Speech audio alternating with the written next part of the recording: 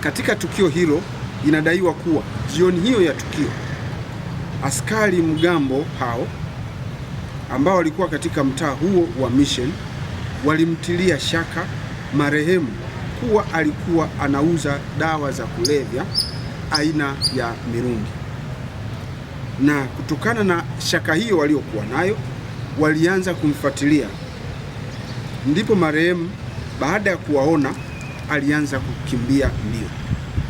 Askari hao wa mgambo walimkimbiza na kufanikiwa kumkamata umbali mfupi kutoka alipokuwa.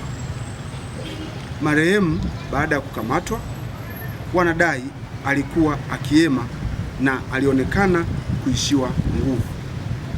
Askari hao wa mgambo waliamua kumpeleka hospitali ya mkoa Sekou Toure kwa matibabu zaidi, kwa sababu wakati huo alionekana amechoka huku akiwa anahema sana. Aidha, mtuhumiwa huyo alifanikiwa kufikishwa hospitalini hapo Sekou Toure na kuanza kupata matibabu. Wakati akiendelea kupatiwa matibabu hapo hospitalini, ndipo zilipatikana taarifa kutoka kwenye mamlaka ya hospitali kwamba mtu huyo alikuwa amefariki dunia.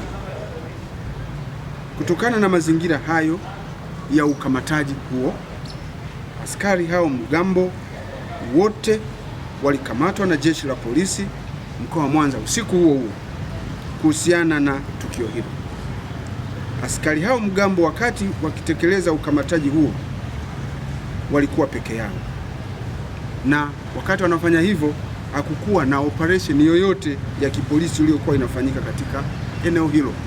Walikuwa katika mizunguko yao katika eneo hilo la mtaa wa Mission. Uchunguzi wa kitaalamu, yani postmortem, umefanyika siku ya tarehe 21 mwezi wa 3 mwaka 2026, ambapo mwili wa marehemu umefanyiwa postmortem, wakiwepo ndugu na jamaa zake hapo hospitalini Sekou Toure. Na hivi sasa tunapoongea tayari mwili huo umechukuliwa na ndugu na jamaa kwa ajili ya mazishi.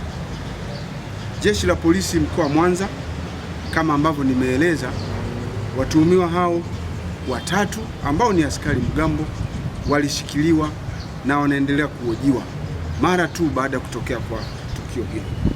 Jeshi la polisi mkoa wa Mwanza linaahidi kufanya uchunguzi wa kina kuhusiana na tukio hilo, na endapo ushahidi utaonesha kuwa watuhumiwa hawa wamehusika na kifo hicho, watawajibika kwa mujibu wa sheria.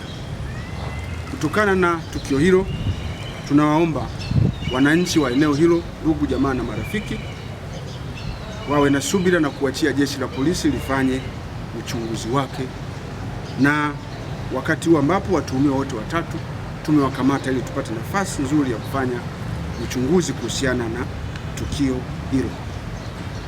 Aidha, tunaomba wananchi kuendelea kushirikiana na jeshi la polisi katika kuwafichua wahalifu na uhalifu katika maeneo yao.